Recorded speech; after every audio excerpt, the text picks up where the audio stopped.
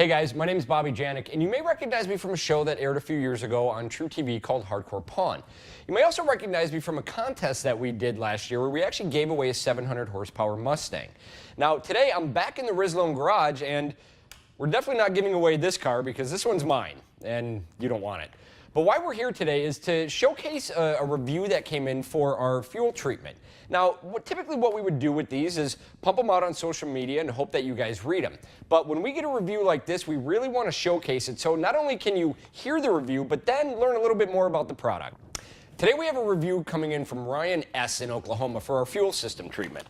Ryan writes, "All I can say is wow.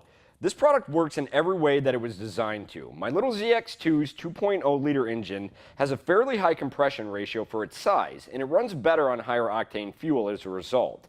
With this product, I initially didn't think my car could run more efficiently than it already had.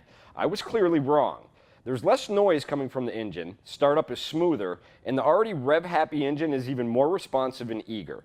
I can't believe how much more powerful the engine feels. My car has come a long way with your products, and it definitely isn't sluggish or weak any longer. All it needed was a tune-up. Thanks, Rislone." Now, thank you, Ryan. If the name Ryan sounds familiar, it's because he had already sent in a review for our Nano Prime engine and oil performance booster. Ryan used that product, and in a previous video, I actually read his review just like I did this one. It's the same guy. He went out and bought our fuel treatment and absolutely loved it. And when a customer takes the time to send this in to us as a company, from us to you, Ryan, we appreciate it. Guys, if you ever use any of our stuff and you want us to read your review, send them in to us. We would love to do it for you.